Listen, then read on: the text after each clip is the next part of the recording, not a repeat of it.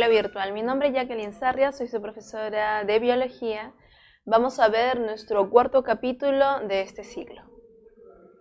Los tejidos, chicos. Recuerden que los tejidos se encuentran de acuerdo a la organización de la materia viviente, los tejidos los encontramos en el nivel de organización antes de órganos y después de células.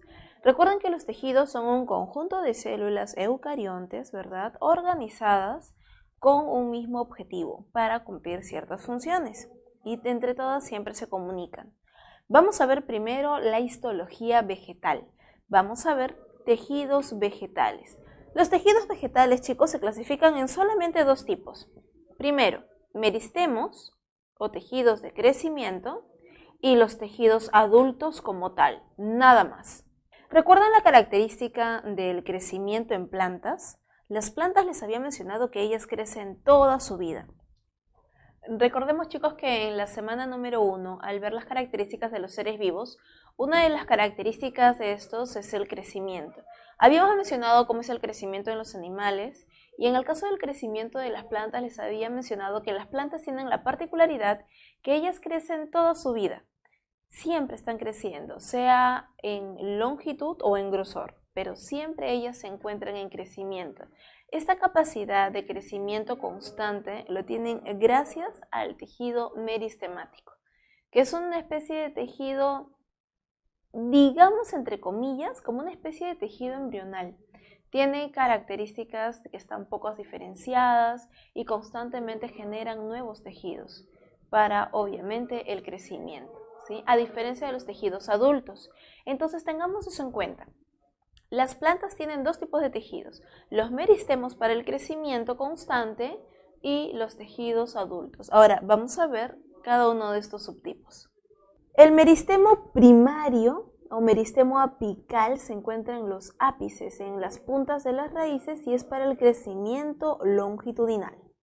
Mientras que el meristemo lateral o secundario es para el crecimiento en grosor o crecimiento lateral.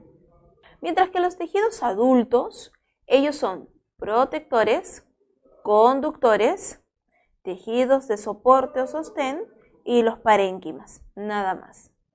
Empecemos a analizar a los meristemos.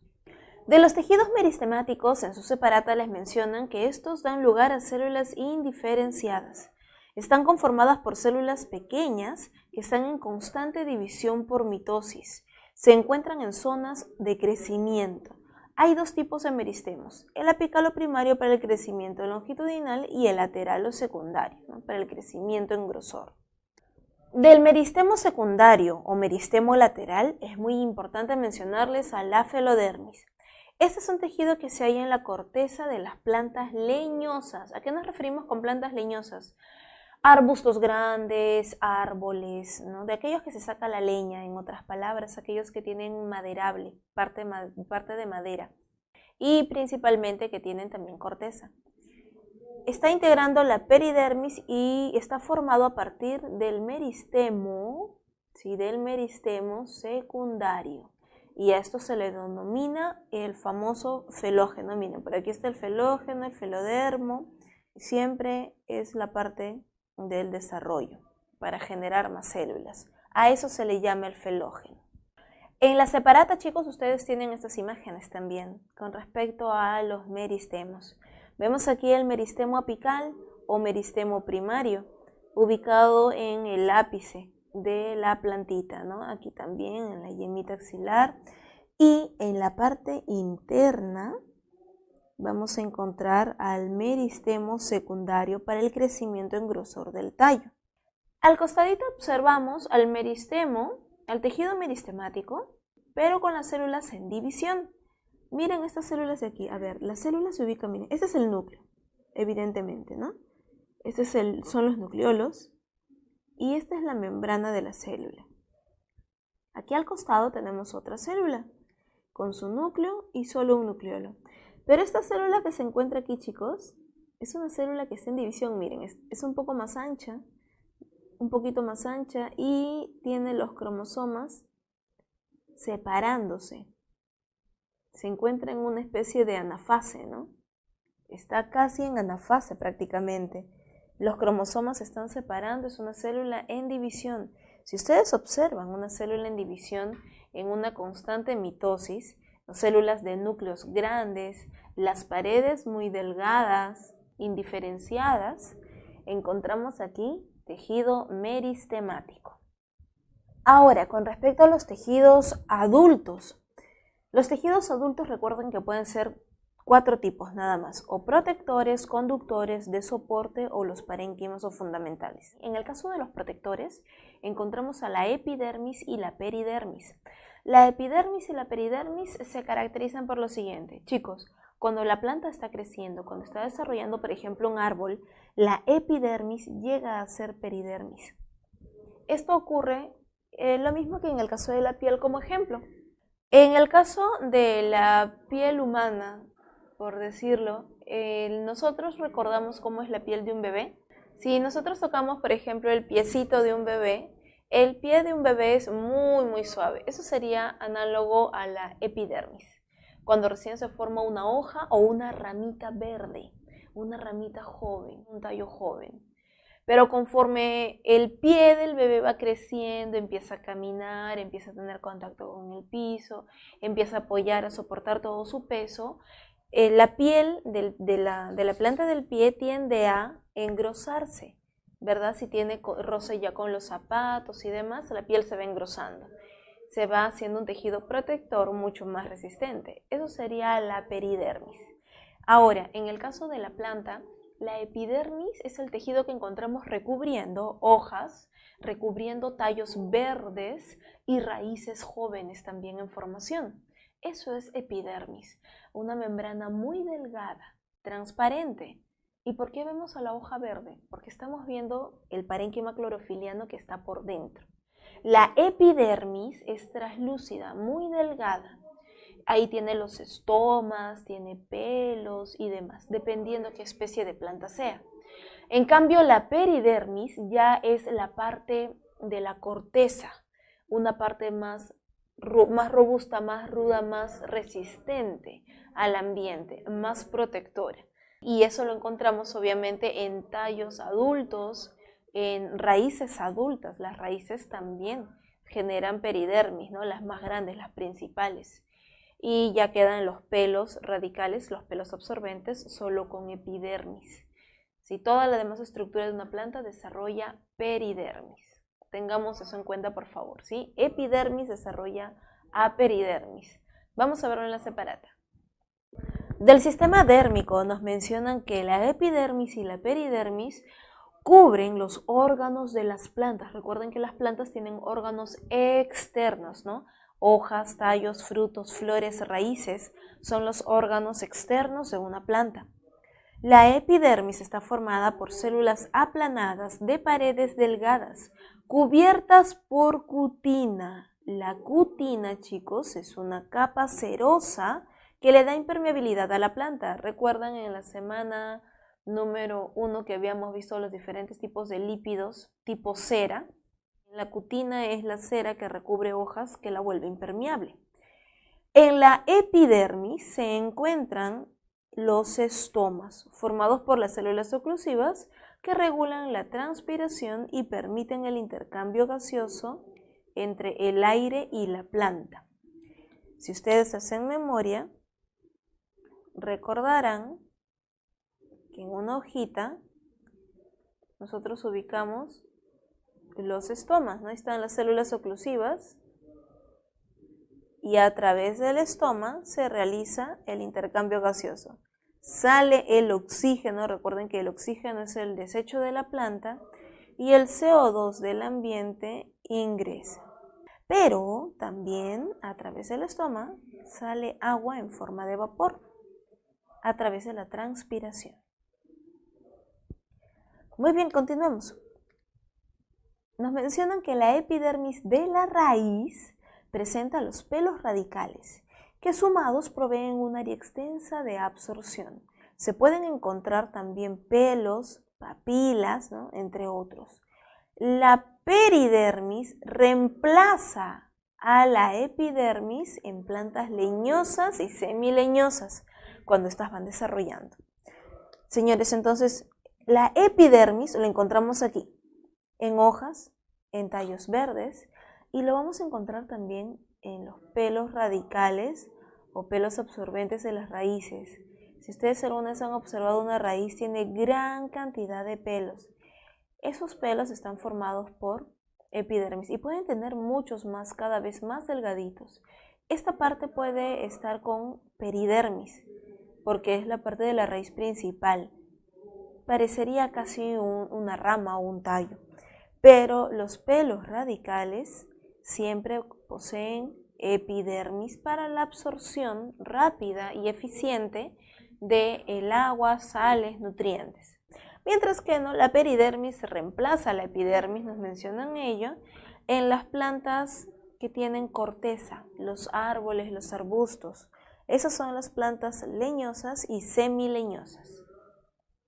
Nos mencionan ahora los estomas. Los estomas, que los acabamos de ver hace unos instantes, son pequeños orificios o poros que atraviesan la epidermis de las plantas. Permite el intercambio gaseoso, ¿verdad?, del interior con el exterior de la planta. Poseen morfología particular que les permite abrirse o cerrarse según las condiciones de la planta. Los estomas pueden estar cerrados, miren. ¿Cuándo se cierra un estoma? Por ejemplo, cuando no quiere perder agua a través del vapor, a través de la transpiración de la planta. Y cuando un estoma está abierto, sale oxígeno, entra CO2. Recuerden que también sale agüita en forma de vapor. Y los estomas se abren o se cierran de acuerdo a la necesidad de la planta. ¿Pero qué son las lenticelas? Las lenticelas, chicos, son los lugares en donde antes hubo un estoma.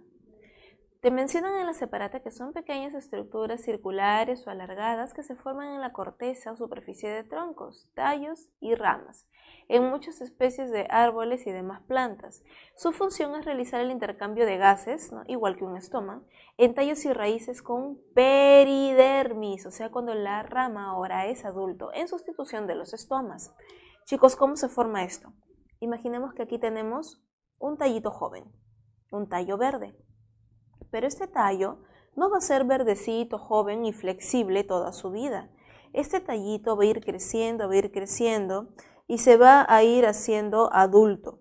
Cuando se va haciendo adulto, este tallo empieza ya a desarrollar corteza, ¿verdad? Empieza a desarrollar ramitas secundarias, pero los puntos en donde hubieron estomas, los puntos en donde habían estomas, ahora esos puntos se quedan simplemente ya como orificios. ¿Por qué?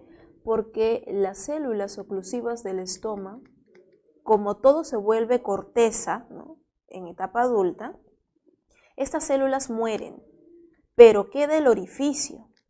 Ese orificio que ya tiene las células alrededor muertas, este pequeño orificio es la lenticela. Esos orificios son los que quedan en el tallo adulto, el tallo con peridermis.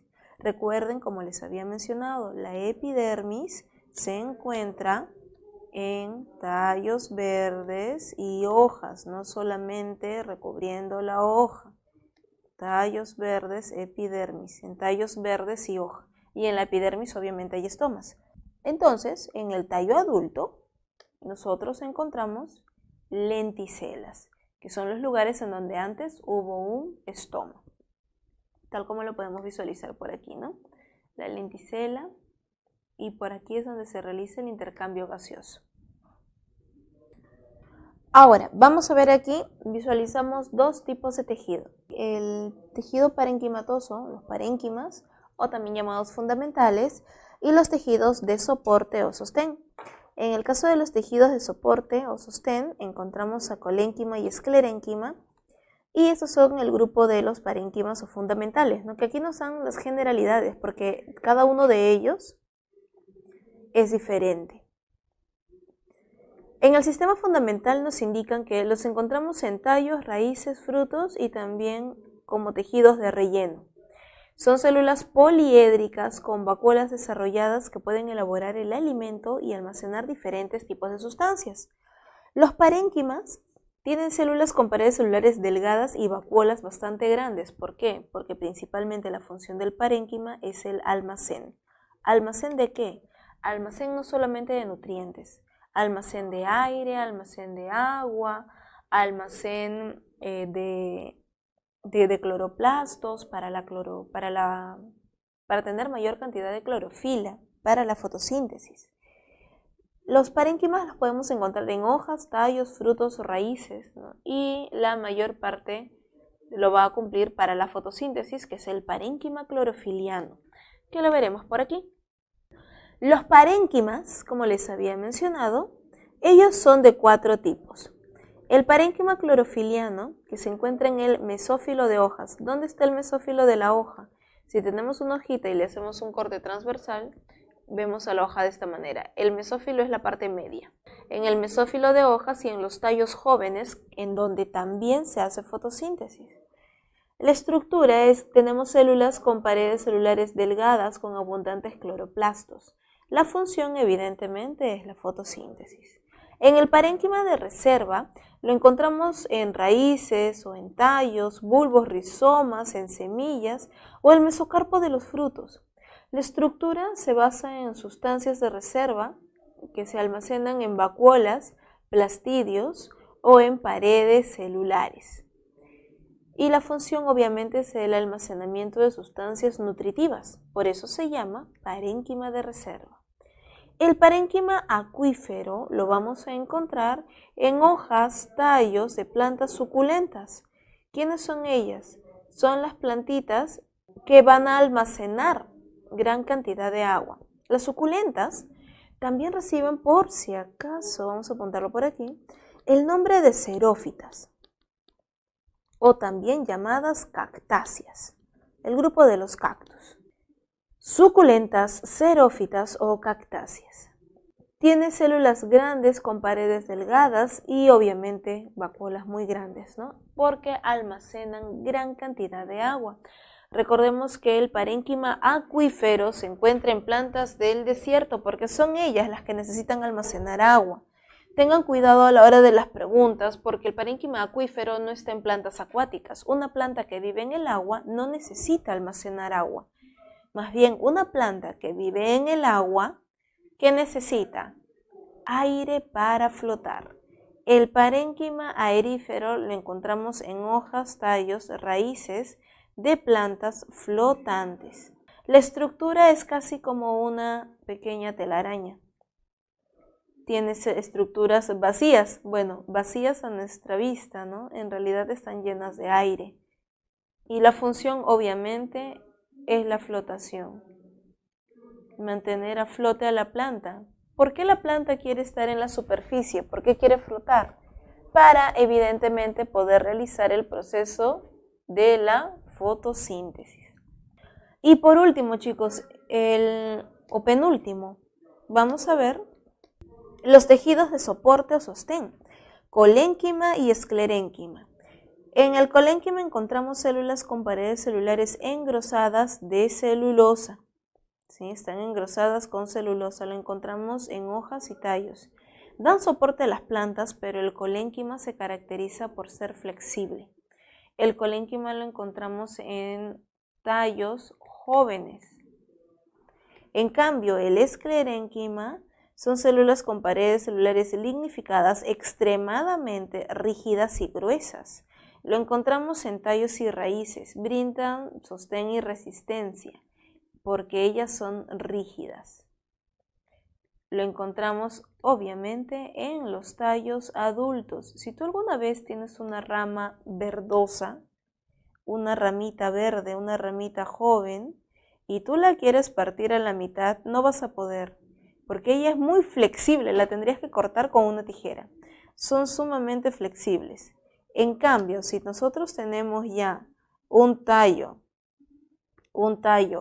adulto, una rama adulta, ya leñosa, ya con corteza, esto se puede quebrar, sí, si lo golpeas muy fuerte, ¿no? Si la llegas a romper, se quiebra nada más. ¿Por qué? Porque ella es rígida. Un fuerte golpe la quiebra. En cambio, ella no, ella es muy flexible. Tú la puedes agarrar, estirar, intentar romper, pero no se rompe. Y por último, en los tejidos conductores vamos a encontrar al xilema y el floema. Es el sistema vascular, ¿no? Lo que es vascularización significa para la circulación del individuo. En el caso de la planta, la circulación se da gracias al xilema y el floema. Nos mencionan los tejidos conductores, el xilema y floema, los cuales trabajan coordinadamente para que puedan fluir los líquidos libremente por toda la planta. Recordemos que el xilema transporta agua y sales minerales. Quiere decir, el xilema transporta la savia bruta o la savia en bruto, mientras que el floema transporta la savia elaborada. El floema transporta el alimento, los nutrientes. Chicos, vale mencionarles que el xilema se caracteriza porque está formado por células que están muertas. En cambio, en el floema, las células están vivas, bien alimentaditas e incluso tienen sus celulitas acompañantes. ¿Por qué? Porque transportan nutrientes. En cambio, el xilema que transporta a través de las tráqueas y traqueidas. Transporta agua. Y por lógica, chicos, ¿qué ocurre cuando una planta o una célula tiene agua en su interior? ¿Qué hace la célula? Si la célula, como toda célula, tiene sales en su interior, si está pasando agua, el agua ingresaría, ¿verdad? Y la célula se llenaría de agua. Eso no debe de ocurrir. Por ese motivo, el xilema, chicos, está formado por células muertas para que no absorban el agua. En cambio, las células del floema, como el floema transporta nutrientes, va nutriendo a las células. No hay ningún problema con ello. Mencionarles también que ustedes conocen el xilema. El xilema es la madera. Si ustedes ven un mueble de madera, van a ver que la madera tiene como líneas, ¿verdad? Esas son las tráqueas. Si alguna vez has agarrado una madera en crudo y se te ha clavado una astilla es una tráquea. Esas son las tráqueas del xilema en las plantas. Ustedes lo conocen. Muy bien, chicos, para ir practicando. Ustedes tienen esta imagen sin título en la separata. Obviamente es para que ustedes la analicen. Al observar ese corte transversal del tejido de alguna parte de la planta, ¿a qué parte de la planta pertenece? Analícenlo. Vemos xilema, vemos floema, vemos parénquima clorofiliano y tejido epidérmico. Dime, ¿esta estructura será de una rama? ¿Sería de una rama, chicos? No, ¿verdad? Porque no vemos ni colénquima ni esclerénquima. Podría ser una rama joven porque tiene parénquima clorofiliano y tejido epidérmico. Oye, pero no hay colénquima, o sea, no hay tejido de soporte. Y una rama, un tallo, tiene que tener tejido de soporte. Si encontramos xilema, floema, para hacer fotosíntesis y solamente tejido epidérmico, ¿qué sería, chicos? Evidentemente una hoja. Es el corte transversal de una hoja. En las hojas recordemos que hay xilema y floema, claro, si no, ¿quién trae a la hoja el agua, ¿no?, para la fotosíntesis y quién se llevaría los nutrientes que se producen en la hoja? Por ello es importante el xilema y floema. El xilema y el floema están en toda la planta, literalmente en toda la planta. Hojas, tallos, raíces, ¿sí?, ramas jóvenes, adultas. Xilema y floema está en todo el cuerpo de la planta. Les muestro también las imágenes del parénquima erífero. Miren esta estructura globular. Esta estructura es típico de una planta acuática, típico de algún tipo de alga, por ejemplo, que tiene como unas bombitas. Por ejemplo, en una feofita, en un alga parda, tiene su talo y tiene como unas bombitas. Estas bombitas contienen aire que permiten que el cuerpo de la planta se mantenga casi a flote. Aquí observamos el parénquima de reserva, ¿no? Células con paredes delgadas, poliédricas, tienen gran cantidad de nutrientes almacenados. Y esta última imagen, chicos, de igual manera, es para que ustedes practiquen.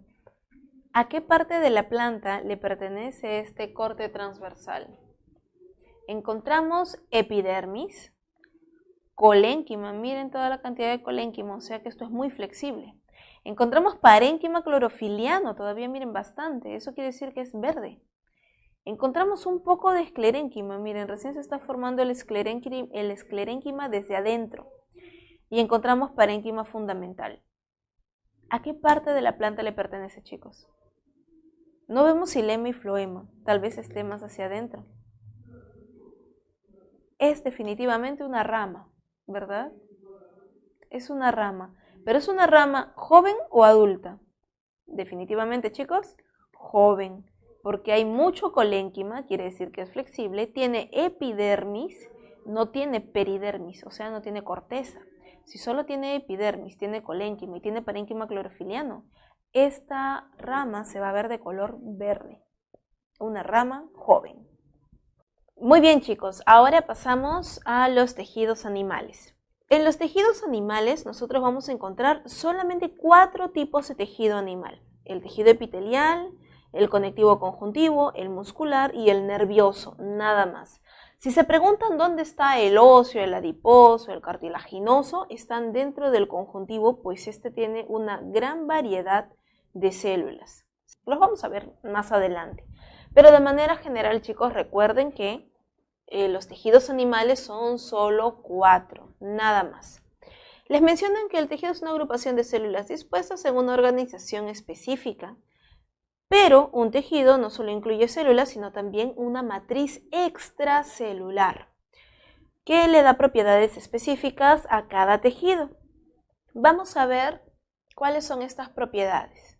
Ustedes en este cuadrito de resumen tienen los 4 tejidos animales. Primero, el tejido epitelial. Son células poco diferenciadas con escasa sustancia intercelular. ¿Qué quiere decir eso? Una célula muy pegadita a la otra. Eso quiere decir escasa sustancia intercelular. Están muy pegadas. Es avascular, quiere decir sin vasos sanguíneos. La piel del tejido epitelial como tal, de manera general, porque la piel es un tipo de tejido epitelial, el tejido epitelial no tiene ni venas ni arterias. Eso nosotros lo podemos evidenciar, por ejemplo, no sé si ustedes de pequeños habrán jugado, ¿no?, con un alfiler o una aguja, ¿no?, que se lo pasan ahí por la piel y van jugando simplemente con su dedito, ¿no?, y la aguja o el alfiler que se pueden atravesar. Eso es posible porque nuestra piel no es vascularizada. Ahora, claro que si te clavas la aguja, obviamente ya llega debajo del tejido epitelial, y debajo del tejido epitelial está el tejido conjuntivo, que sí está muy vascularizado y tiene gran cantidad de terminaciones nerviosas, con lo cual obviamente eso sí nos produce dolor. Es totalmente diferente. Pero la piel, de manera general, el tejido epitelial es avascular, no tiene ni venas ni arterias. Y se apoya sobre una membrana basal, esto de manera general. La membrana basal, chicos, está hecho de células madre, está formado por células madre. Son células para la regeneración del tejido epitelial. Por ejemplo, la piel. Nosotros, si tenemos una laceración, una herida, nos raspamos y nos volamos un poco de piel, ¿qué va a ocurrir? Pues sale una costra, ¿verdad? Y luego, cuando la costrita se cae, tenemos nueva piel. ¿Por qué? Porque estas células, las células de la membrana basal, generan nuevas células y ocurre la regeneración del tejido. Esta capacidad que le da la membrana basal al tejido epitelial no es una característica cualquiera, ya que los otros tejidos usualmente no tienen la capacidad de regenerarse. Las funciones del tejido epitelial son de protección, evidentemente, ¿no?, la piel para evitar el ingreso de patógenos, la absorción a través del intestino, a través del tracto digestivo, la secreción, ¿no?, a través de la piel, por ejemplo, también, ¿no?, secreción a través de las glándulas sudoríparas, la reproducción debido a que la parte interna de las gónadas, sean ovarios o testículos, están recubiertos por tejido epitelial y de ahí es de donde van a derivar los futuros gametos. La ubicación, como lo vemos aquí, ¿no? Piel, alvéolos pulmonares para el intercambio gaseoso, tracto digestivo o tracto respiratorio. Vamos a verlo. Tenemos otro cuadro de resumen, pero ahora solo del tejido epitelial, ¿sí? Únicamente del tejido epitelial. Tiene escasa sustancia intercelular, que ya la habíamos visto, no tiene vasos sanguíneos, descansa sobre la membrana basal y las células se pueden regenerar gracias a las células de la membrana basal. El tejido epitelial se caracteriza en tejido simple, formado por una sola capa de células, pero estas células pueden ser planas, cúbicas o cilíndricas ciliadas. Cuando las células son planas, simple plano, de esta manera. Lo encontramos, chicos, en los endotelios, en alveolos pulmonares y en la cápsula de Bowman. ¿Por qué y para qué, chicos? Si es una sola capa de células, esto permite el rápido paso, por ejemplo, entrada del oxígeno y salida del CO2 en alveolo pulmonar. Y en la cápsula de Bowman, ustedes deben recordar el nefrón, y si no, a ver, se los hago por aquí. El nefrón tiene esta estructura, más o menos, el nefrón que se encuentra en los riñones. La cápsula de Bowman es esto de aquí. Esta es la cápsula de Bowman. Esta cápsula de Bowman está formada por tejido epitelial. ¿Por qué? Porque permite la filtración. Por aquí viene nuestros vasos sanguíneos y sale la sangre ya filtrada. Y todo lo que es la orina se va separando. La preorina se va separando por aquí, pasa al proceso de absorción, ¿verdad? A través de los túbulos contorneados y luego sale orina para irse almacenando ya en la vejiga. Entonces, ¿dónde encontramos el tejido epitelial simple plano? Aquí, cápsula de Bowman. El tejido cúbico, simple cúbico, son células obviamente tan altas como anchas, como un cubo, como un cuadradito se vería, ¿verdad? De esta manera. Y los encontramos en los tubos uriníferos, en la asa de Henle y demás, ¿no? En el riñón. ¿De qué te están hablando? Los túbulos uriníferos son estos de aquí. ¿Sí? Son ellos. Este es el asa de Henle, el tubo colector. Y aquí es donde nosotros vamos a encontrar que este túbulo está formado por el tejido epitelial simple cúbico. ¿Y por qué? Nuevamente, chicos, el razonamiento es el mismo. Tiene que ser simple, una sola capa, para la rápida reabsorción de nutrientes.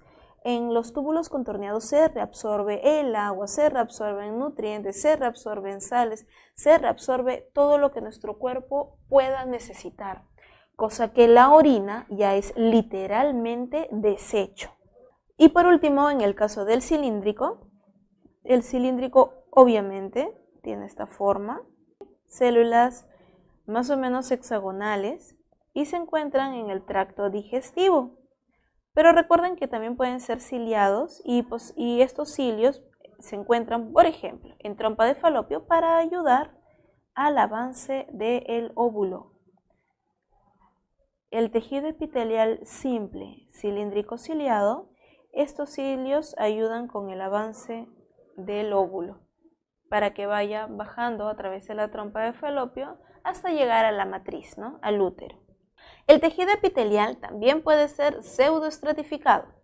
Te mencionan que el pseudoestratificado está formado por una sola capa de células que casi no llegan a la membrana basal o a la lámina basal. Lo encontramos tapizando la tráquea. Es más, algunos también a nivel de la tráquea son pseudoestratificado y ciliado. Pero se refiere a esto, miren, estratificado significa con capas, pseudoestratificado, falsas capas. Este tejido es más o menos así, se vería de esta manera. O sea, parece que tuviera varias capas, pero en realidad no las tiene. Parece que tuviera varias. Ahora, el estratificado como tal, evidentemente es que sí tiene capas. Y chicos, el estratificado es la piel. El que tiene varias capas es nuestra piel, la piel que recubre todo nuestro cuerpo. Es un tipo de tejido epitelial con capas. Y este puede ser no queratinizado o queratinizado. Todos recordamos la queratina. Todos recordamos la queratina, ¿verdad? Esta proteína estructural que en este caso cumple una función protectora. Cuando nuestra piel se queratiniza, nos genera una capa córnea en la piel. ¿A qué se refiere esto? Los callitos. las zonas endurecidas de nuestra piel, en manos, en piecitos, ¿sí? Ahí es donde la piel se queratiniza para la protección. Y la no queratinizada lo encontramos en el interior del esófago, en los carrillos. ¿Qué son los carrillos? La parte interna de la boca, las encías de los bebés cuando todavía no les salen los dientes, ¿no? Y la parte interna de la vagina. Recordemos, chicos, que el tejido epitelial, este tejido, la piel como tal, la piel que es el tipo de tejido epitelial estratificado, la piel recubre todo nuestro cuerpo por fuera, y recubriendo también cada uno de los orificios de nuestro cuerpo. No cada uno de los orificios, sea meato urinario, vagina, ano, toda la parte interna, de la boca hasta el ano, toda la parte interna del tubo digestivo, es tejido epitelial. Claro que se va modificando. El tejido epitelial que tenemos a la altura de la garganta, a la altura del esófago, en el estómago, en el intestino, se va modificando. ¿Sí? De acuerdo, obviamente, al metabolismo y a las funciones de cada parte de este sistema. ¿Sí? Pero recuerda siempre eso. El tejido epitelial recubre, nuestra piel recubre todo el cuerpo por fuera y cada una de las cavidades. A nivel del meato urinario, sea varón o mujer, del meato urinario toda la parte interna es piel, hasta recubrir la parte interna de la vejiga. Toda la parte interna está como tapizando. La piel es como un tapiz, tanto externo como interno. Y el tipo de tejido epitelial glandular. Las glándulas que nosotros encontramos en nuestro cuerpo, chicos, todas ellas son de tejido epitelial. Tejido epitelial de tipo glandular, obviamente son para la secreción, sean las glándulas salivales, las glándulas sudoríparas, las glándulas sebáceas, las glándulas mamarias, todas las glándulas, todas están hechas de tejido epitelial. Vamos a verlas. Aquí están algunos de los tipos de glándulas que tenemos en nuestro cuerpo. Tenemos una tubular simple ramificada, una tubular simple enrollada o glomerular, ¿no? El acinar simple, el ramificado, tubular compuesto, acinar compuesto, el túbulo acinar compuesto, o sea, son muy variadas. ¿Sí? Son muy variadas y no se preocupen, esto no suele venir de esta manera en el examen. Y solamente es para que ustedes tengan en cuenta. Por ejemplo, una tubular simple podría ser una sebácea, ¿sí? que almacena aquí en su interior lípidos, grasas, sebito. ¿Esto qué me genera? Una espinilla o un granito, ¿no? Almacena grasa en el interior. Esta de aquí, por ejemplo, una acinar compuesta podría ser una sudorípara, ¿no? Y el sudor obviamente va a salir a través de nuestra piel.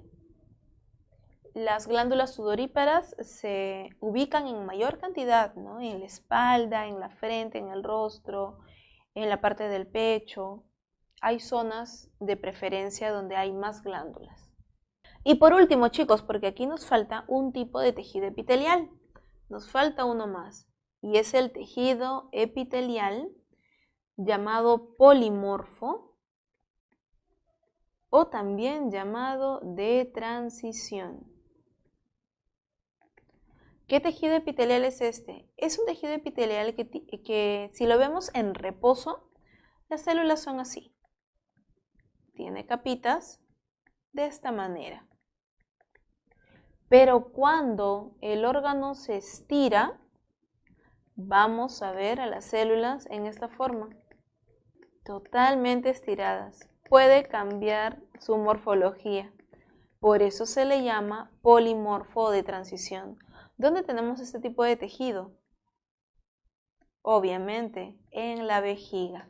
Podemos almacenar una gran cantidad de orina, la vejiga se va estirando, estirando, estirando y como ya te había explicado, recubriendo la parte interna del meato urinario, toda la parte interna del conducto excretor hasta la parte interna de la vejiga está totalmente tapizado con tejido epitelial, con piel y de tipo polimorfo. En su separata también tienen, chicos, esta imagen de los diferentes tipos de epitelio, ¿no? El simple escamoso, simple cúbico, el simple cilíndrico columnar, el de transición que les había mencionado, estratificado escamoso, estratificado cúbico, pseudoestratificado columnar, o sea, hay diferentes tipos, ¿no? Vamos a ver ahora las características generales del tejido conjuntivo o tejido conectivo. El tejido conjuntivo o conectivo se caracteriza porque tiene gran cantidad de sustancia intercelular. Tiene una gran variedad de células y se originan del mesodermo, ¿no? Del mesénquima. Esto se encuentra en los animales triblásticos. Recuerden que los triblásticos son aquellos que tienen ectodermo, endodermo y mesodermo. Chicos, como les había mencionado, las células del tejido conectivo son totalmente diferentes. Tienen una gran variedad de formas, pero se caracteriza porque las células están muy separadas y entre ellas hay gran cantidad de sustancia intercelular. ¿Y quién produce esta sustancia intercelular? La propia células. Estas celulitas producen la sustancia que las separa. Esta sustancia puede estar llena de fibras colágenas, fibras elásticas, fibras reticulares, fibras de elastina, dependiendo de qué tipo de tejido conjuntivo estamos hablando. Porque este puede ser de relleno, como el tejido adiposo, de sostén o soporte, como el cartilaginoso y el óseo, de defensa, como el sanguíneo, ¿no? En donde las células llegan a su máxima separación, haciendo prácticamente un tejido semilíquido que es la sangre. La ubicación en tendones, sangre, huesos y demás, lo vamos a ver a continuación. En este cuadrito de resumen, ustedes tienen los diferentes tipos de tejido conectivo o conjuntivo.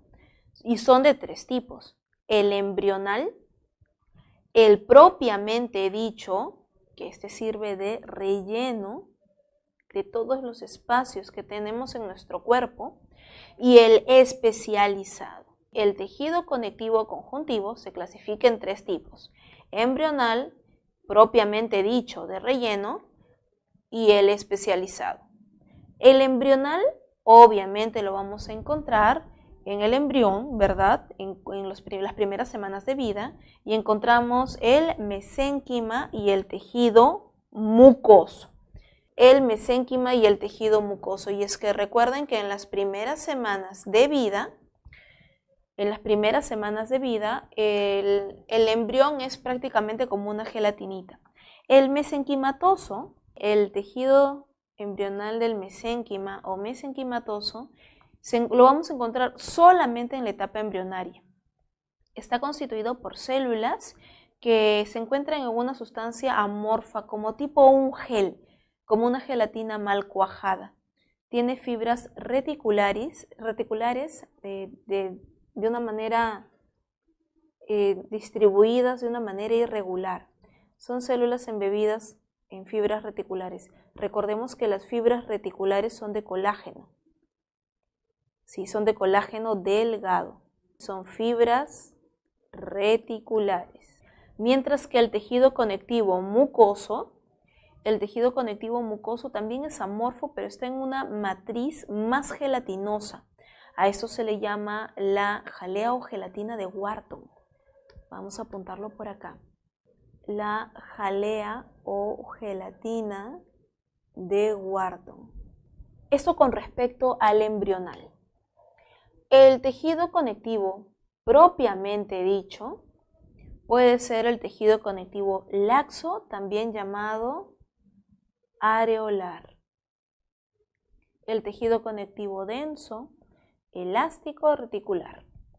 El tejido conectivo laxo o areolar está constituido por fibras colágenas y elásticas finas, muy delgadas. Colágenas y elásticas delgadas.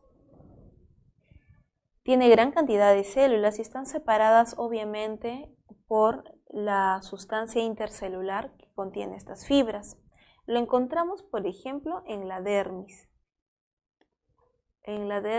superficial.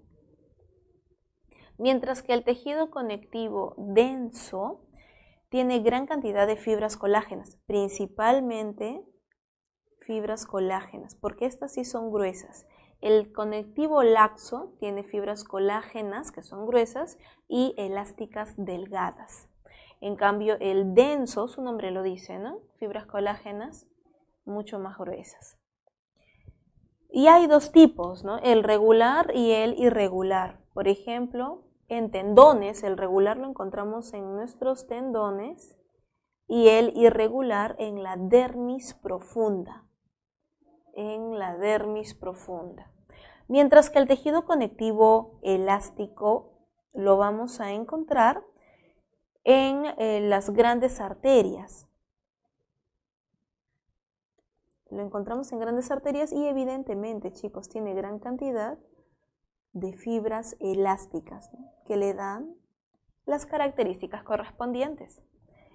Por último, el reticular lo vamos a encontrar en los órganos hematopoyéticos. Estamos hablando de la médula, el vaso, y se caracteriza porque tiene muchas fibras reticulares. Y las fibras reticulares también están hechas de colágeno, solo que es colágeno delgado. Recordemos que hay tres tipos de fibras. Tenemos las fibras colágenas, las fibras elásticas y las fibras reticulares.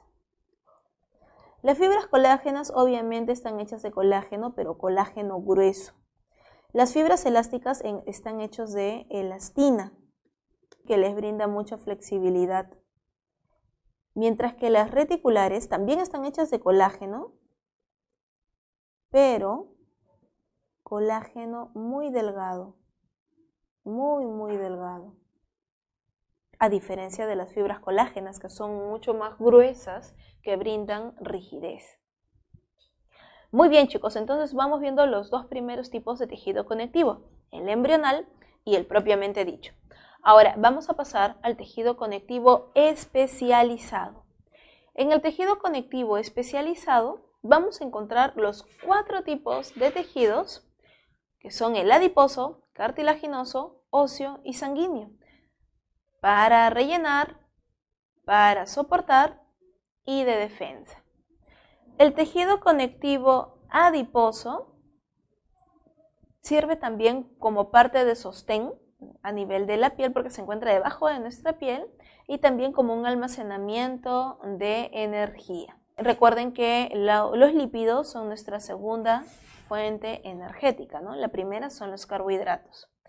El tejido adiposo unilocular y multilocular son conocidos también como el tejido adiposo, la grasa blanca o amarilla, y el multilocular es conocido como la grasa parda. La grasa unilocular o blanca o amarilla, esta es la grasa que se encuentra en los adultos. Cuando nosotros, si es que en algún momento se han hecho una herida profunda y han visto blanco, no es su hueso, es la grasa. ¿Y por qué se llama entonces blanca o amarilla? Porque la grasa se torna amarilla cuando el individuo ya está muerto. Por eso es que en el caso, por ejemplo, del pollo, cuando tú vas a comprar pollo, cuando la grasa está blanca es un pollito que recién lo han matado. Pero cuando la grasa ya está amarilla, ese pollito ya tiene varias horas de muerto o tal vez un día de muerto. En cambio, la multilocular, la grasa parda, nosotros lo encontramos en los bebés, en los infantes. La grasa parda es una grasa mucho más eficaz para evitar la pérdida de calor corporal. Por eso es que los niños usualmente no tienen frío, su grasita parda los protege. El tejido conectivo especializado cartilaginoso. Hay de 3 tipos, ¿verdad? El hialino, el fibroso y el elástico. Recuerden que el tejido cartilaginoso, nosotros encontramos diferentes tipos de células, ¿no? Los condroblastos y los condrocitos. Esta es la imagen de los diferentes tipos de cartílago. Nosotros vamos a encontrar en el tejido cartilaginoso a los condroblastos, que el condroblasto se encarga de fabricar, de elaborar cartílago. Y también la sustancia fundamental y las fibras, es decir, la sustancia intercelular. Se encarga de esas dos funciones, mientras que los condrocitos son las células cartilaginosas maduras. Es la célula ya madura que se aloja en las cavidades o lagunas cartilaginosas. Son conocidos estos como las condroceles o condroplasto también, condrocele o condroplasto. Observamos en la imagen, chicos, los diferentes tipos de cartílago, el cartílago hialino, el cartílago elástico y el cartílago fibroso. El cartílago hialino es el más abundante en el feto. Recordemos que el esqueleto fetal está hecho de cartílago hialino. Se caracteriza también porque es medio azulado, es medio traslúcido, de color azul. En el adulto lo encontramos en la tráquea, en los bronquios, en la laringe y en el cartílago de nuestra naricita, en la punta de la nariz. Mientras que el elástico lo encontramos en las orejas, ¿verdad? Pero no solamente en la oreja, también en la epiglotis y en los conductos auditivos. Mientras que el fibroso lo encontramos en los discos intervertebrales. Tiene gran cantidad de fibras colágenas, como lo podemos ver, gran cantidad de fibras muy gruesas, y posee poca sustancia fundamental, ¿no? Poco líquido. Es más que todo una estructura más rígida, ¿no? Por eso es cartílago fibroso. Evita el contacto directo, el roce de los huesos. No olvidemos que al cartílago lo recubre la membrana conocida como el pericondrio. El peri alrededor, condro viene de cartílago. El pericondrio lo encontramos recubriendo el cartílago hialino y el elástico. El hialino y el elástico. Esta membrana, el pericondrio, posee vasos para nutrir, obviamente, al cartílago, y es una membrana de tejido conectivo. Estas cositas tan específicas, obviamente, son para el área de ciencias. Los del área de letras o del área de ciencias políticas, bloque D, bloque E, que les vienen 4 preguntas de biología, lo que sí deben de saber es dónde encontramos los diferentes tipos de tejido cartilaginoso. ¿En dónde se encuentra? Muy bien, continuamos. El tejido conectivo óseo puede ser el esponjoso o de tipo compacto. Recordemos que el tejido óseo nos proporciona un soporte mecánico, permite la locomoción, protección, ¿no? En el caso del cráneo, y es reservorio de sales minerales, son reservorios de calcio. Vamos a verlo. El tejido óseo, chicos, posee 3 tipos de células. Vamos a encontrar al osteoblasto, que estas células se ubican en la periferia del hueso, en la parte más externa. Es la que se encarga de sintetizar el material orgánico del hueso, colágeno y proteínas. Produce colágeno y demás proteínas, que el colágeno es un tipo de proteína. Los osteocitos son los osteoblastos atrapados en el hueso mineralizado, aquí adentro, cada uno de ellos. Están alojados en las cavidades, en las lagunas óseas. El osteocito se encuentra en la osteocele, ¿sí? O el osteoplasto, también lo llaman osteocele o también llamado osteoplasto. El osteocito se encuentra en el interior de la osteocele o osteoplasto. Ellos se comunican entre sí a través de los canales de Haber. Es una comunicación que hay entre todas las células. Recuerden, chicos, que están en los canales de Haber. Recuerden que el tejido óseo es un tejido vivo. Nuestro hueso constantemente se reabsorbe, ¿no? O un proceso también llamado resorción, y se vuelve a formar. Se vuelven a formar los cristales de hidroxiapatita. los cristales de calcio. ¿Quién reabsorbe o quién genera el proceso de resorción del hueso? Son los osteoclastos. Los osteoclastos son células que se encargan de degradar el hueso. ¿Y por qué? Porque obviamente del hueso se tiene que regenerar y seguir almacenando minerales, seguir almacenando calcio. El osteoclasto reabsorbe el osteocito, se encuentra en la osteocele, ¿verdad? Y el osteoplasto genera la parte del material orgánica del hueso. Ahora, por aquí podemos ver un osteocito, ¿no? Por ejemplo, más hacia la parte externa. Encontramos el periósteo, que es la membrana que recubre al hueso, los canales de Havers. Cada uno de estos redonditos son los sistemas de Havers. Es el sistema de Havers, que entre ellos se comunican. Aquí lo podemos ver, ¿no? Toda esta estructura. Se comunican entre ellos para pasarse agua, nutrientes, sales minerales. Diáfisis es la parte dura del hueso, el hueso duro, y las epífisis son los huesos, la parte del hueso esponjoso. Esto se ubica en un hueso largo, ¿no? Como por ejemplo el fémur. El canalículo de Boltzmann, por si acaso, el canalículo de Boltzmann es a través del cual, gracias al periósteo, llegan los nutrientes y un nervio, porque los huesos también sienten. También tenemos sensibilidad en nuestros huesos. Aquí llega vena, arteria y nervio a través del canal de Boltzmann. Y los canales de Havers permiten la comunicación entre sistema y sistema de Havers.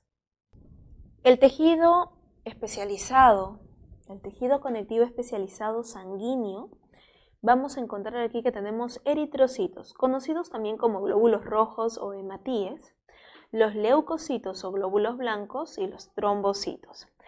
Los leucocitos o glóbulos blancos, ellos son los que hay una mayor variedad, ¿verdad? Porque ellos pueden ser agranulados o granulados. El grupo de los agranulados son los monocitos y los linfocitos, mientras que aquellos que tienen gránulos son los neutrófilos, basófilos y eosinófilos. Cada uno de ellos cumple funciones diferentes, pero en algunos casos son funciones complementarias. Vamos a conocerlos un poco más. Estas son las células de nuestro tejido sanguíneo. Encontramos por aquí los basófilos, neutrófilos y eosinófilos. Sabemos que ellos tres son los granulados. ¿Y qué contienen en sus gránulos? Tienen principalmente gránulos de histamina. Por ejemplo, en el caso de los neutrófilos son los más abundantes en nuestra sangre. Ellos ingieren y destruyen a los microorganismos de manera rápida a nivel de tejido. Ellos se pasean por nuestros tejidos y se comen a las bacterias que se puedan meter. Poseen un núcleo, no tal como lo observamos, pero un núcleo lobulado. Puede tener 2, 3, 4 o hasta 5 lóbulos. Y ellos se encuentran entre un 60 a 70% de la población de glóbulos blancos en nuestra sangre. Los basófilos, por otro lado, ellos son los menos abundantes. Ellos están en una proporción menor al 1%. Poseen gránulos y ellos tienen el núcleo bilobulado, usualmente solo con 2 lóbulos, usualmente. Y los eosinófilos, ellos se encargan de fagocitar complejo antígeno-anticuerpo. Esto frente a la respuesta del sistema inmune. Quiere decir, cuando tenemos a la bacteria capturada por las inmunoglobulinas, por los anticuerpos, está la bacteria atrapada, viene el eosinófilo y se lo come, lo fagocita. De eso se encargan los eosinófilos. Ellos constituyen aproximadamente un 4% de toda la población total de leucocitos. Es importante también mencionarles que los eosinófilos están muy relacionados con evitar, ¿no?, la reproducción, prevenir y atrapar a los parásitos. Estamos hablando de los parásitos de los gusanos, los huevecillos, ¿no?, o los helmintos, los gusanos que podamos consumir tal vez en algún alimento. Los eosinófilos se encargan de atraparlos, también están relacionados con ello. Los linfocitos, estas células tienen un núcleo, ¿no?, más o menos arriñonado, no es lobulado, sí, pero sí tiene una forma diferente, no es totalmente redondo, es una forma casi ovoide. Estas células son las más abundantes después de los neutrófilos. Ellos se encuentran entre el 20 al 30% de la población. Además, son responsables de la respuesta inmune. Recordemos que los linfocitos tenemos de dos tipos, ¿no? El linfocito B y el linfocito T. Ellos de aquí son los linfocitos T CD4, ¿no?, y los CD8. Nosotros vamos a tener una clase de sistema inmune, ahí los vamos a volver a ver. Los monocitos, por otro lado, ellos son células que circulan en nuestra sangre aproximadamente por 4 días. Los monocitos están circulando durante 4 días y luego van hacia el tejido conectivo para transformarse en macrófagos. Ellos son los que se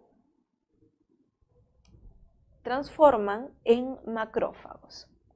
Ellos son los que se encargan de la fagocitosis. Se encuentran aproximadamente entre un 3 a un 8% de la población de leucocitos totales. Los glóbulos rojos, eritrocitos o también llamados hematíes, ellas son células que no poseen núcleo. Como podemos ver, tienen una forma bicóncava. Ellos viven aproximadamente 120 días en la sangre circulante y luego se van a morir al vaso. Y por último, las plaquetas. Las plaquetas son unos elementos formes, que se originan de la fragmentación de los megacariocitos. El megacariocito es como una especie de célula gigante o conjunto celular gigante, como si fuera una galleta, pero se parte en un montón de pedacitos. Esos pedacitos son las plaquetas. Las plaquetas, recordemos que intervienen en el fenómeno de coagulación, porque ellas producen la famosa tromboplastina, en presencia de calcio y vitamina K.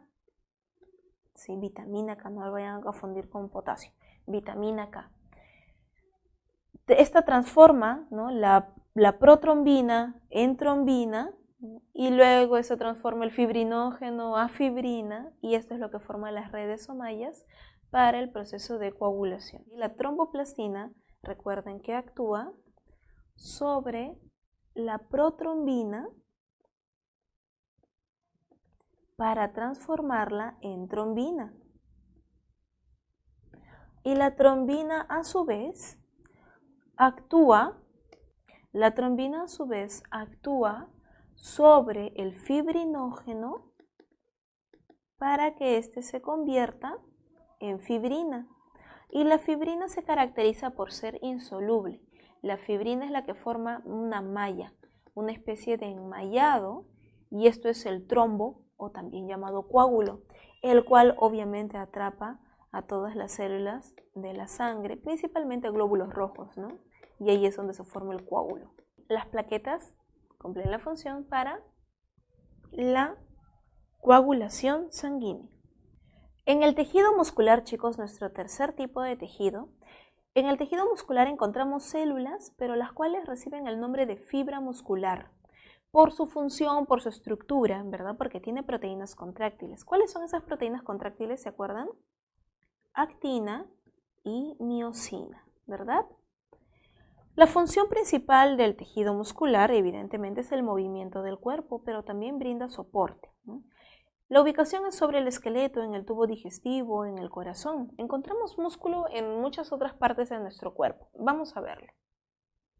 Los músculos de nuestro cuerpo son de dos tipos. Puede ser el músculo liso o puede ser el músculo estriado. El músculo liso, chicos, se caracteriza porque estas fibras o células tienen esta forma, ¿no?, alargada, fusiforme. Tienen un núcleo central, un solo núcleo. En el centro de la fibra muscular puede tener 2 o más nucleolos y tiene una contracción involuntaria. lenta, de tipo lento. Eso es una característica principal. Esto es lo que nos da el movimiento de la peristalsis en los intestinos, un movimiento que nosotros no podemos controlar, por eso se llama involuntario. Lo encontramos también en los vasos sanguíneos. En cambio, el tejido muscular estriado puede ser de dos tipos, cardíaco o esquelético. En el caso del cardíaco es cilíndrico y este forma redes. Aquí no se puede apreciar muy bien, pero es más o menos así. Forma este tipo de redes, ¿no? Es estriado, forma redes, tiene uno o dos núcleos en la parte central y tiene una contracción involuntaria pero rápida, claro, para los latidos del corazón, ¿no? Por eso se llama muscular cardíaco. Y el músculo esquelético también es cilíndrico pero no forma redes, tal como lo vemos es así, de esta manera, casi tubular, ¿no? Nada más, de una manera recta. Los núcleos no son centrales, son hacia los bordes, hacia la periferia. Tiene contracción voluntaria rápida, por eso nosotros podemos movernos rápidos y a voluntad. Esta es una de las principales diferencias. Este es voluntario, mientras que los dos anteriores eran involuntarios. Solamente nuestro músculo esquelético es el único que nos hace caso. Y se ubica sobre los huesos, ¿verdad? Estos músculos son para el movimiento, para el desplazamiento. En esta imagen tenemos la estructura de la fibra muscular. El sarcolema es la membrana que recubre al músculo, que lo protege. Encontramos las mitocondrias, obviamente, para dar gran cantidad de energía. Encontramos los miofilamentos y las miofibrillas. Cada una de las miofibrillas tienen esta estructura. La banda A, la línea Z, ¿no? Entre uno y otro, la línea Z, el sarcómero, que es la unidad fundamental, la unidad funcional, y encontramos por aquí las estructuras de actina y miosina. Miosina hacia el centro y la actina, ¿verdad? Que forma la parte de el despliegue. Recuerdan que aquí lo que ocurre es una contracción y al contraerse la actina va por encima de la miosina. Se contrae de esta manera, se cierra, ¿verdad? Cerrándose. Vamos a verlo a continuación. Tal como nosotros podemos observar, la zona H es la zona de separación, pero cuando ocurre la contracción, la zona H se vuelve casi nula hasta casi la línea M, porque estas líneas en rojo se cierran. La actina se empieza a cerrar sobre la miosina, que lo tenemos en morado. Uno sobre la otra, se cierra por completo. Y ahí es donde ocurre el proceso de contracción.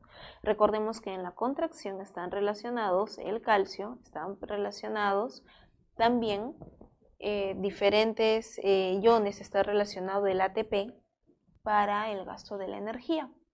Y por último, chicos, nuestro último tipo de tejido animal, el tejido nervioso. El tejido nervioso se caracteriza porque es altamente especializado. Tiene propiedades de irritabilidad y conductividad.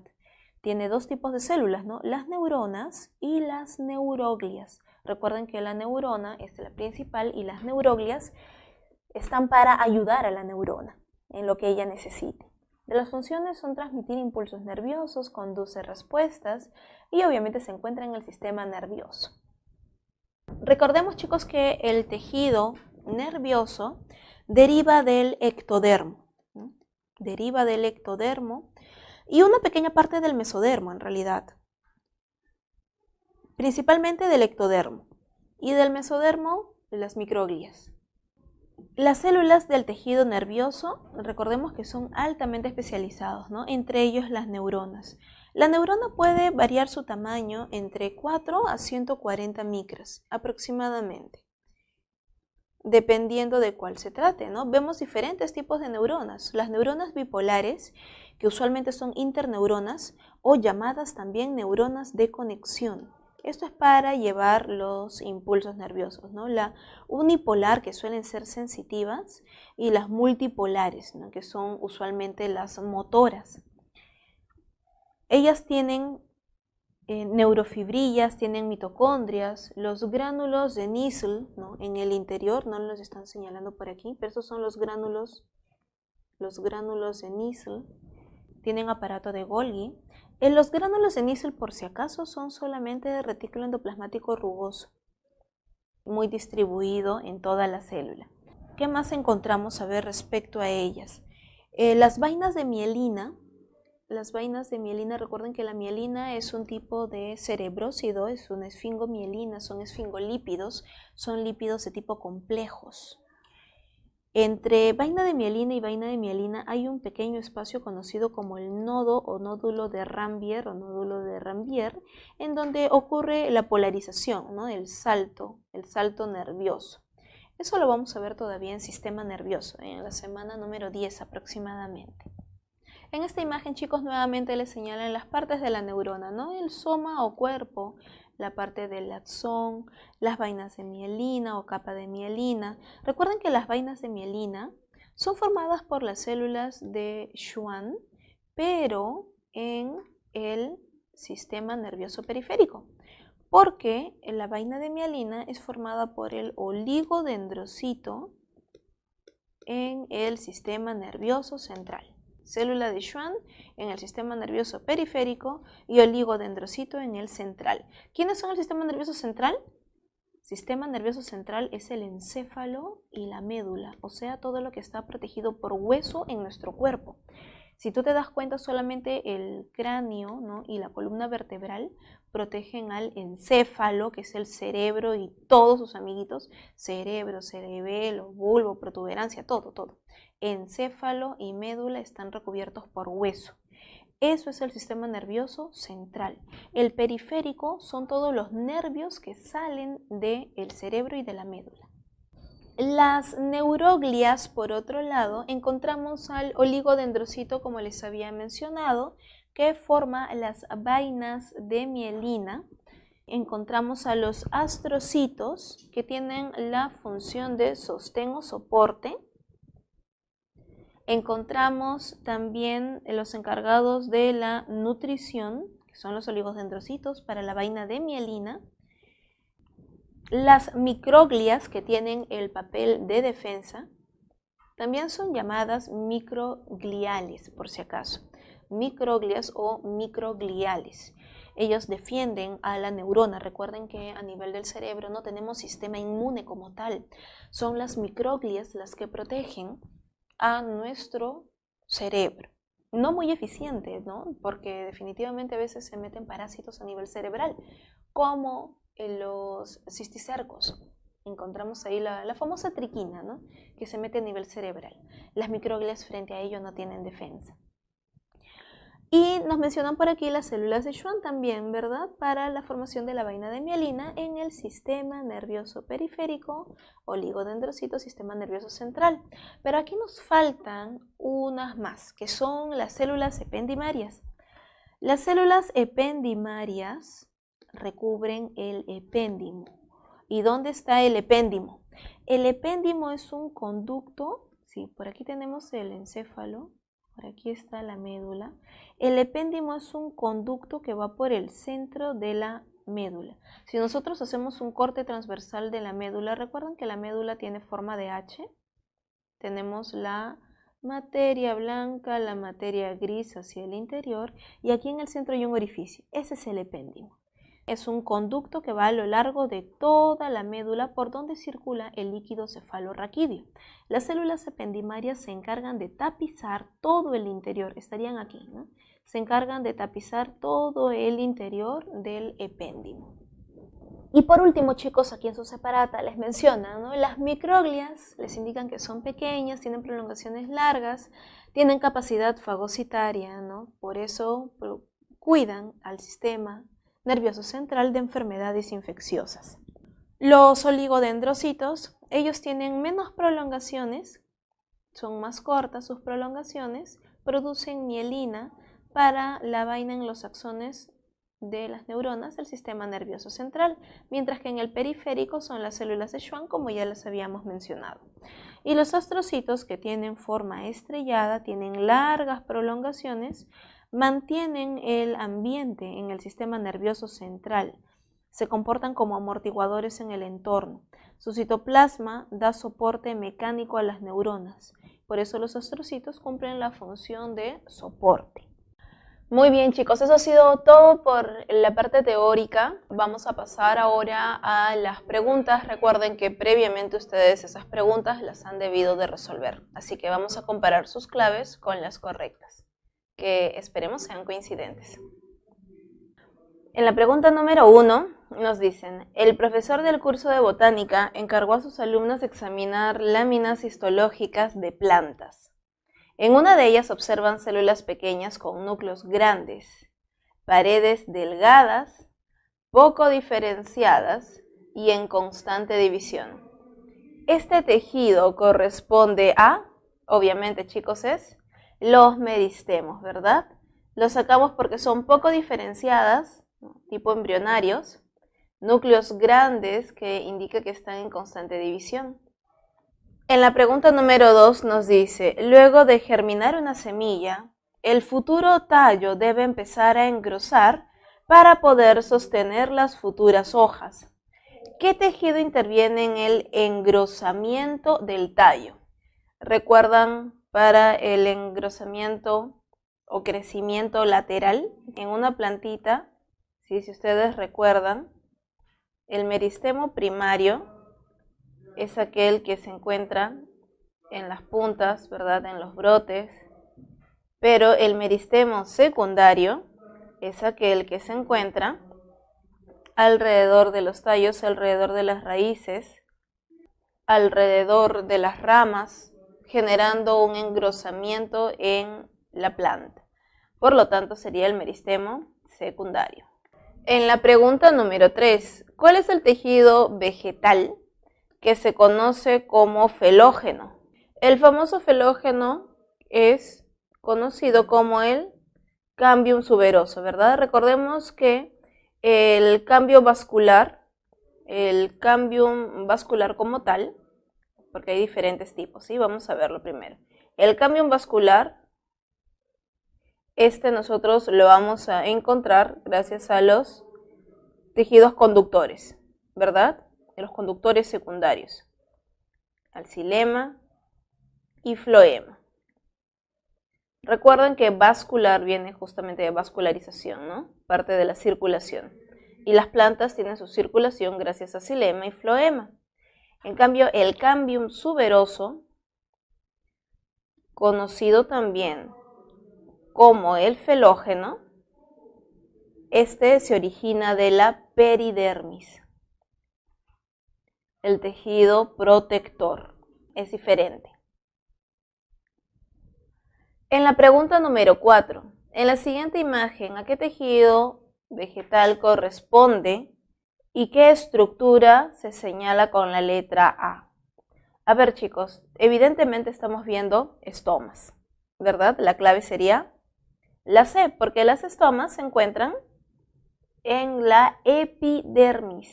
En la epidermis, nosotros aquí podemos ver las células oclusivas, ¿no? El ostiolo, por donde se realiza el intercambio gaseoso, es la epidermis. En la pregunta número 5 nos dice: el siguiente esquema corresponde a un corte transversal de una hoja que desarrolla en la superficie de ambientes acuáticos.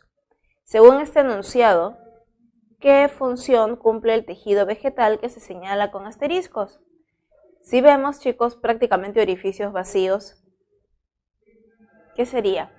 ¿Qué función cumple el tejido vegetal que se señala? ¿Qué función cumple? ¿Reemplazar a la epidermis? ¿Transportar savia bruta, facilitar la aireación o almacenar glúcidos? Si les mencionan que ese es un corte transversal de una hoja que desarrolla en la superficie de ambientes acuáticos, tiene que ser una planta acuática, una planta que flota y logra flotar gracias a la aireación, ¿verdad? Es parénquima aerífero. En la pregunta número 6 nos dice, en la siguiente figura identifique la función y qué tipo de vasos presenta. A ver, nos mencionan, bueno, en este caso nos han puesto 5 alternativas. A ver, vamos a analizarlas. Primero, el transporte de la savia elaborada, vaso leñoso o tráquea. Podemos ver, ¿no?, que son como especie de tráqueas. Transporte de la savia no elaborada, vaso leñoso o tráquea. Recuerden que las tráqueas, traqueidas, son parte del xilema. Son los vasos leñosos. Vaso liberiano o tubo criboso, esto es floema. Esto te está hablando de xilema. Movimiento de alcaloides, los tricomas, trico viene de pelo, ¿no es? Pelos glandulares y tricomas tampoco, porque eso se encuentra en la epidermis, no en la parte interna de la planta, ¿no? Además que nos dice qué tipo de vasos presenta, o sea, desde ya la premisa nos está dando ya una orientación. Así que, ¿qué tipo de vasos son? Chicos, no puede ser la A, porque a través del xilema no circula savia elaborada. ¿Sí o no? Circula savia bruta, por lo tanto no es la A. La B es una premisa correcta y con sentido. La C te dice ascenso del agua por capilaridad. A través del floema, no. El ascenso del agua ocurre a través del xilema, por lo tanto, por concepto tampoco es. La única clave posible y correcta, obviamente, es la B. ¿Sí? Así de sencillo sale esta clave. En la pregunta número 7, en las siguientes imágenes, ¿qué señala A y B respectivamente y qué tipo de tejido vegetal pertenecen? ¿Qué nos está señalando A y qué nos señala B? A nos está señalando, chicos, un pelito glandular. Cuando observamos que tiene esta forma al final, es un pelo glandular, ¿verdad? Es diferente. En cambio, estos como espinitas son simplemente pelitos o tricomas. Por lo tanto, la clave sería la C. Pelos glandulares y pelos simples, ¿no? Pertenecen a los tejidos secretores, efectivamente. ¿Cómo sería una cavidad lisígena? Las cavidades lisígenas se ven de manera superficial de esta manera, ¿no? Y aquí es donde almacenan las sustancias. ¿Dónde es donde encontramos también cavidades de tipo secretoras? Cuando nosotros aplastamos la cáscara de la mandarina y sale un líquido, esas son cavidades, ¿sí? Son cavidades secretoras que se encuentran a nivel de la cáscara. En la pregunta número 8 nos dicen, al observar la siguiente figura, señale el tipo de tejido animal al que pertenece e indique la función. ¿De qué estamos hablando? Miren la forma de las células, miren el núcleo, redondeado, grande. Miren las células, qué forma tienen. Claro, estas de aquí tienen una forma un poco más poligonal, por llamarla de alguna manera, ¿no? Pero miren estas de aquí, aquellas que no están dobladas. Observamos que son, y nos vamos a las claves. ¿Será cilíndrico ciliado? No, ¿verdad? Pseudoestratificado, tampoco. Estratificado, menos. Tiene que ser cúbico. Es un túbulo contorneado a nivel del riñón. En la pregunta número 9 nos dicen, el epitelio que se muestra a continuación es típico del revestimiento de la tráquea. Cada célula contacta con la membrana basal situada debajo del epitelio. Los cilios, ¿no?, en C, estos de aquí, los cilios presentes en las células pueden moverse al unísono. ¿Qué epitelio es? Chicos, ese que nos dicen que se encuentra en la tráquea, miren la forma. Ese tipo pseudoestratificado, ¿verdad? Pseudoestratificado, ciliado y semicilíndrico, ¿no? Tiene algunas células cilíndricas, tiene algunas por ahí medias cúbicas, otras polimorfas. La única opción sería la D, la única que nos menciona ella. En la pregunta número 10 nos dice, es un tejido que establece conexión con otros tejidos y sirve de soporte a diferentes estructuras del cuerpo. Es un tejido rico en fibras y de abundante sustancia intercelular. Por ejemplo, en el caso de la figura que se muestra, se realiza un injerto de este tejido para fortalecer las encías que han sido expuestas por una enfermedad periodontal. ¿De qué estamos hablando, chicos? Estamos hablando de el tejido conectivo, ¿verdad? Porque les dicen soporte de diferentes estructuras del cuerpo, rico en fibras y abundante sustancia intercelular. De acuerdo a eso, ¿qué tipo de tejido será? Muscular, no, ¿verdad? Tampoco mucoso. Puede ser el tejido conectivo de tipo laxo o simplemente conectivo de manera general. El laxo no es fibroso, no tiene muchas fibras, por lo tanto la clave sería la D. En la pregunta número 11 nos dicen, señale la alternativa donde se encuentra cartílago elástico en los humanos. ¿En dónde encontramos cartílago elástico? En la trompa de Eustaquio, bronquios, tráqueo, pulmones. Bueno, los pulmones definitivamente no, ¿verdad? En la tráquea no encontramos cartílago elástico, en los bronquios tampoco, encontramos en la trompa de Eustaquio, ¿verdad? En el oído interno. Recordemos que el cartílago elástico tiene gran cantidad de fibras elásticas. Las fibras elásticas van a darle justamente la propiedad que tiene, ¿no? Lo encontramos en la epiglotis, en cartílago, en las estructuras de Santorini, lo encontramos también en la zona de la laringe, en el oído externo, ¿no? En la zona del pabellón auricular, en las paredes del conducto auditivo externo también y en las trompas de Eustaquio. En todos ellos encontramos el cartílago elástico. En la pregunta número 12 nos mencionan, es un tejido especializado del tejido conjuntivo. Principalmente en los vertebrados está compuesto por células y componentes extracelulares calcificados que forman una matriz. Se caracteriza por su rigidez y su resistencia a la tracción, compresión y lesiones. Estamos hablando, chicos, ¿de quién? ¿De qué se trata? Del tejido óseo, ¿no? Efectivamente. Podemos ver aquí el sistema de Havers, ¿sí? Aquí están las lagunas. Ahí podemos ver la estructura básica del tejido óseo. En la pregunta número 13, desde ya podemos ver que estamos viendo células de la sangre, ¿verdad? Es uno de los primeros tipos de células que van al sitio de la infección. Ayudan a combatir infecciones porque ingieren a los microorganismos y segregan enzimas que los destruyen. ¿De quiénes estamos hablando, chicos? ¿Quiénes se encargan de destruir, de neutralizar la infección? Obviamente son los neutrófilos. El neutrófilo. Ni los monocitos, ni los linfocitos, ni el glóbulo rojo, no, hematía, glóbulo rojo o también llamado eritrocito. Los eritrocitos son ellos, estos de aquí. Ellos son eritrocitos. Ellos no se encargan de combatir infecciones como tal. En la pregunta 14, estas células musculares se caracterizan por presentar una morfología alargada, alrededor de 20 a 500 micras de longitud por 5 a 8 micras de espesor, en las cuales el núcleo está situado en una posición central y posee uno o dos núcleos. ¿De qué estamos hablando, chicos? Lo hemos visto en la clase. Es el tejido muscular de tipo liso, ¿verdad? Vemos las fibras lisas de forma fusiforme. Por eso te dicen tienen una morfología alargada. El núcleo está situado en posición central. Puede tener uno o dos nucleolos y esto es una fibra muscular lisa. Tejido muscular liso. En la pregunta número 15, señale los tipos de neuronas que se muestran en la imagen A y B respectivamente. La neurona en A podemos ver que tiene las dendritas hacia un solo lado, mientras que B vemos que tiene los axón hacia ambos lados.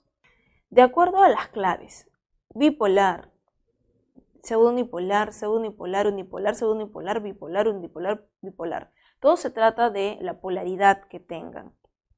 Esta de aquí es unipolar y esta de aquí es una bipolar, ¿verdad? De acuerdo a las claves también tenemos que movernos de acuerdo a ello. La clave entonces sería la D. Recuerden que está la multipolar también, que es cuando encontramos el soma neuronal y las dendritas están a todo alrededor, ¿no? Como si fuera una especie de arañita, tal como lo habíamos visto en las imágenes en la clase, en la parte teórica. ¿Sí, chicos? Muy bien. Muy bien, chicos, eso ha sido todo por el día de hoy. Cuídense mucho. Recuerden que el primer examen viene en las 4 primeras semanas. Éxitos, que les vaya súper bien, estén recontra tranquilos, por favor, bien seguros de ustedes. Recuerden que el examen simplemente tienes que sacar las claves. Así que en todo este tiempo, por eso te he dicho que lo más importante es que ustedes saquen las claves y las comparen. Así que toda esa práctica que ustedes tienen sacando las claves va a servir para su examen ahora. Así que estén tranquilos, muchos éxitos chicos, que les vaya súper bien.